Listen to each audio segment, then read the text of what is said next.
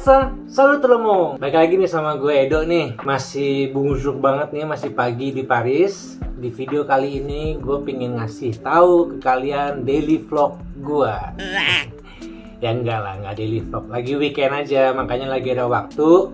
Gue lagi mau sharing gimana sih cara bikin kopi ala orang Prancis. Karena gue juga baru belajar di sini. Baru tahu ada budaya bikin kopi dengan cara orang Prancis. Nah, yang pertama-tama yaitu biasanya orang sini itu kalau mau ngegrind atau mau ngegiling kopi itu biasanya pakai yang manual. Jadi kalau orang yang Paris asli itu biasanya di rumahnya itu ada alat penggiling kopi manual. Nah, ini kebetulan kalau misalkan kalian masih ingat video gua yang ada di pasar Loak di Paris, itu gue menemukan penggiling kopi murah bekas, mereknya itu Peugeot. Biasa kalau orang Indonesia kan ngomongnya kan Peugeot ya. Jadi ini namanya mereknya Peugeot. Jadi kalau kalian tahu itu Peugeot itu terkenal karena mobilnya, ternyata tahun 1700-an, 1800-an itu Peugeot itu mulai karirnya itu dari alat penggiling kopi. Gue juga baru tahu. Jadi ternyata merek Peugeot itu terkenal di orang Paris itu karena alat penggiling kopi awal ya sebelum mobil. Nah, ini khusus yang seri ini udah metal ya, campur sama kayu. Dia ini udah tahun 1920-an atau 30-an. Nah, selain penggiling kopinya ini, tidak lupa yang penting di video ini itu adalah alat pembuat kopinya, yaitu moka pot. Sebenarnya ini mereknya Bialetti, ini punya orang Itali, merek Itali. Tapi nggak tahu kenapa kalau kalian sering ke Perancis atau tepatnya Paris, dan kalau kalian diundang sama orang Paris tuh biasanya mereka itu selalu pembuatnya itu ngikutin mereka pakai moka pot ini sebutannya. Terus yang ketiga, yang paling penting juga yaitu kopinya.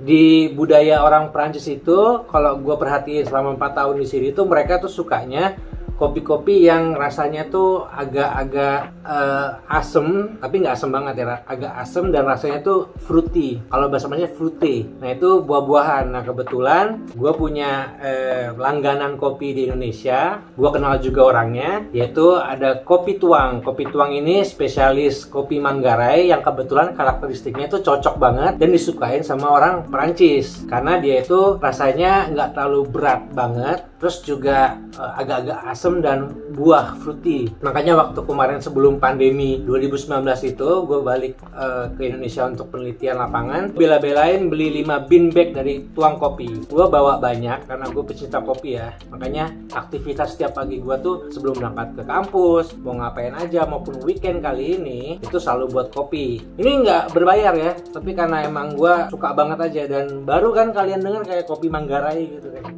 Nah, langsung aja ini kita ambil kopinya dulu. Ini biasanya ambilnya 3 atau 4 sendok ya, itu cukup buat satu moka pot. Kenapa cuma 3 sendok? Karena moka pot yang gue beli ini itu cuman untuk 6 espresso gelas kecil ya, atau bahasa Prancisnya ini ukurannya 6 tas, jadi 3 sendok aja cukup. Lalu tinggal kita giling deh.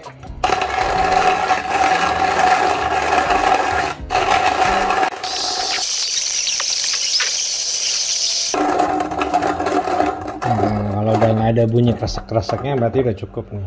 Nah, moka pot ini itu ada 3 bagian. Yang pertama itu ada bawahnya, habis itu ini namanya bagian filter, dan ini bagian atas gitu. Moka pot ini gue juga baru belajar ketika gue ke Prancis ya. Sebelumnya gue nggak pernah tahu ada budaya minum kopi pakai alat ini. Dan di Indonesia udah banyak juga, jadi kalian juga bisa beli di Indonesia ya. Tapi kalau bisa yang original nih, mereknya Bialetti. Nah, langsung aja ya. Ini ada pressure airnya. Ini tandanya ya. Jadi kita masukin air di batas bawahnya pressure air ini. Air dingin deh, jangan air panas ya. Ya mungkin ini debatable ya, tapi buat orang Paris sih dia bilangnya air dingin selalu. Nah, jadi kita isi air sampai sebatas yang titik tadi ya. Nah, kalau udah kita tutup pakai filter. Tinggal kita taruh kopi yang tadi kita udah masukin. Pas kan, cukup kan? Nah, ini jadi nggak boleh terlalu tinggi, nggak boleh terlalu rendah. Ya harus pas-pas aja. Nah, kalau udah, tinggal kita tutup deh. Tinggal kita tutup. Nah nanti kopinya itu air panasnya uapnya itu keluar, dia ngebrew atau ngepanasin kopinya itu nanti keluar pelan-pelan dari sini. Jadi kita panasin tinggal pakai kompor lagi.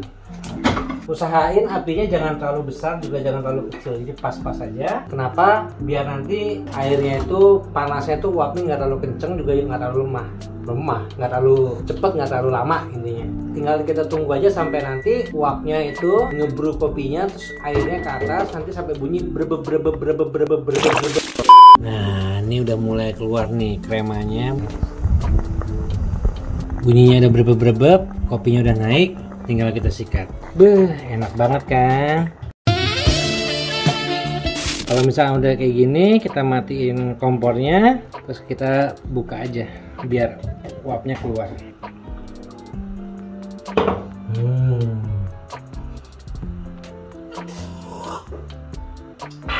Enak banget. Selamat pagi semuanya. Gampang kan cara buatnya kan? Asik banget nih. Kenapa gue nggak pernah tahu ya ada cara buat kopi kayak gini ya sebelum gue ke Prancis. Ya emang guanya aja yang kampungan kayaknya deh.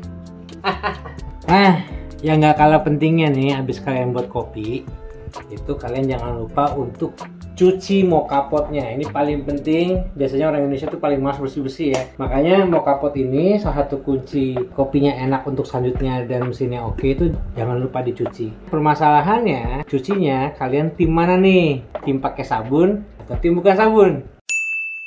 Kalian buka. Nah ini bagian ini jangan lupa untuk dibersihin. Kenapa? Karena kalau nggak kalian bersihin nanti dia akan ngeganjel dan akan berkerak ngikutin sama karetnya. Karet ini bisa diganti ulang, banyak dijual juga terpisah. Nah jadi kalau gue nggak pakai sabun karena nanti catnya bisa berkerak sama aromanya nanti sabun. Dan ya biarin aja natural gini. Kalau misalkan udah dicuci beres, tungguin deh keringin.